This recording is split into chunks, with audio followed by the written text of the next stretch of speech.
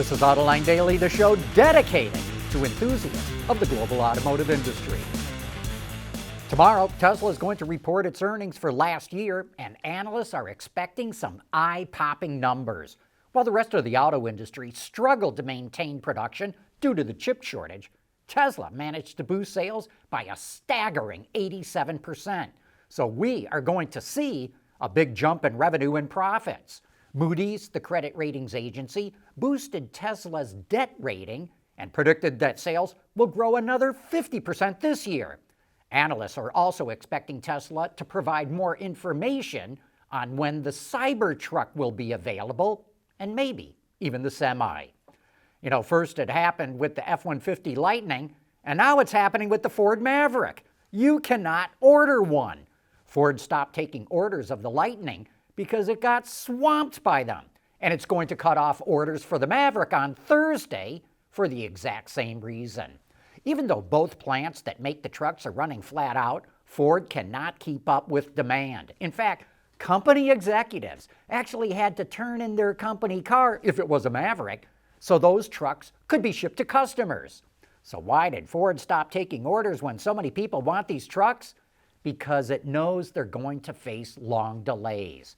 And that would make those customers frustrated. And the last thing Ford wants is a bunch of eager customers getting pissed off at the company and its dealers. Volkswagen doesn't just want to be the leader in EV sales, it also wants to be the leader in software.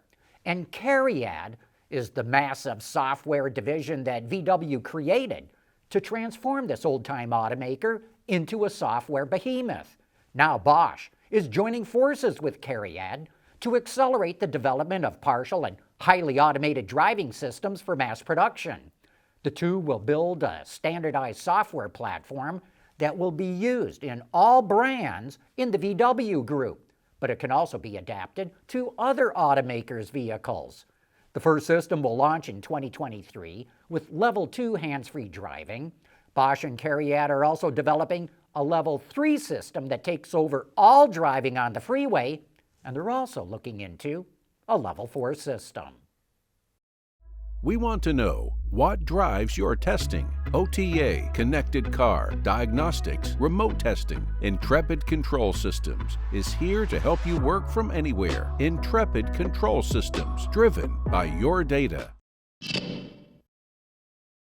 2023 is a special year for Corvette. It celebrates its 70th anniversary. And to mark the occasion, Chevy is coming out with a special 70th anniversary edition package. Available on both the Stingray and Z06, it only comes in two colors, white or black.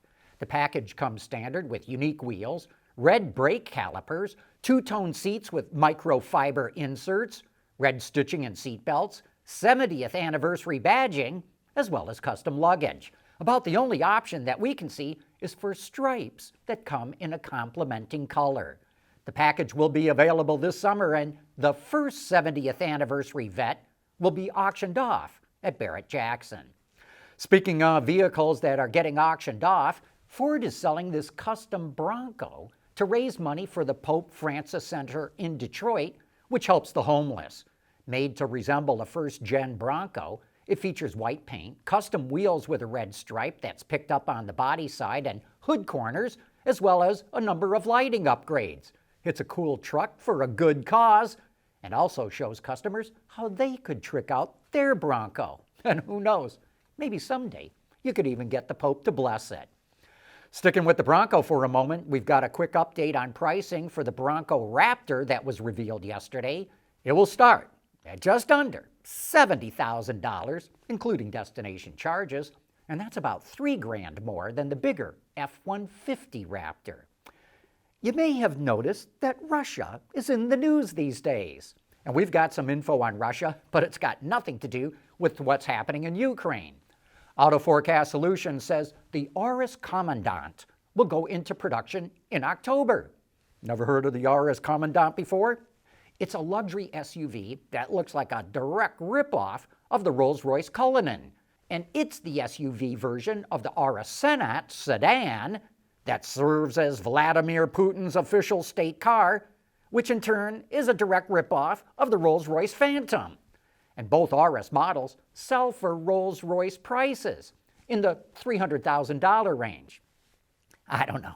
Seems to me that if I were the president of a big important country and wanted to show off my country's prowess at automotive technology, I would not be seen driving around in a copycat car. And if you happen to see a classic Mini cruising Oxford Street or Piccadilly Circus in London, their owner had to pay an environmental tax to be there. But it doesn't have to be that way going forward. Mini is offering a service where it converts classic Minis from ICE to BEV. Carried out exclusively in the UK, a gas engine is replaced with a 90-kilowatt electric motor, and that provides acceleration from 0 to 100 kilometers an hour in 9 seconds, and it gets a battery pack big enough to provide 160 kilometers or about 100 miles of range. All of the conversion is reversible, and Mini will mark and store each ICE engine so it can be set back to original if someone ever wanted to. No word yet on what they're going to charge for all this, but we are reaching out to Mini for an answer.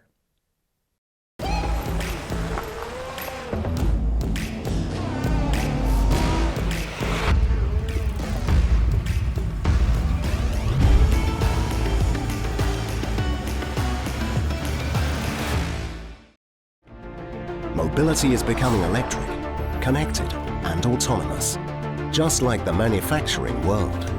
But will always be one thing: a reliable partner for our customers.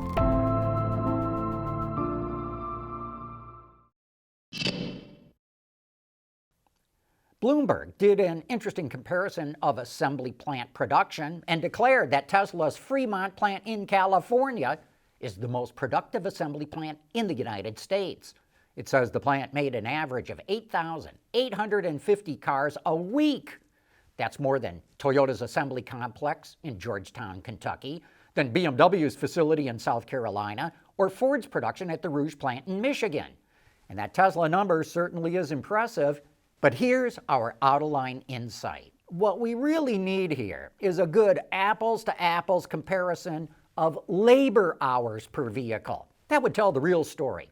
After all, a company can throw all kinds of people on the line and boost production, but suffer a drop in productivity. It can add more overtime, which can also skew the numbers. And also, we need a comparison that takes vertical integration into account. And Tesla's numbers may actually be even more impressive because it tends to be more vertically integrated than other automakers, meaning it's doing even more work on site. Also, we know that a plant dedicated to making only EVs can achieve a 25 to 30% productivity improvement over an ICE plant because there's fewer parts, fewer process steps, and fewer stations on the assembly line. A comparison using labor hours per vehicle would tell the real story. You know, the Harbor Report used to be a great source for comparisons of assembly plants, but I think Tesla never let the Harbor people into its plant. Automotive startups can lay out the best of plans, but the marketplace also gets to vote on those plans.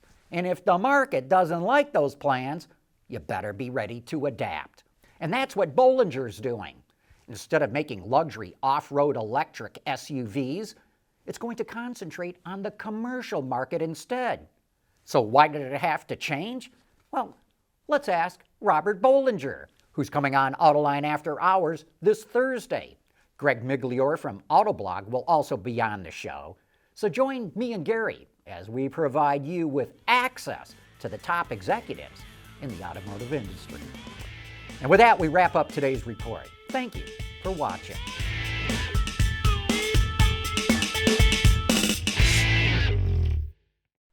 Autoline Daily is brought to you by Bridgestone, solutions for your journey. Intrepid Control Systems, over-the-air engineering, boost your game. And by Scheffler, we pioneer motion.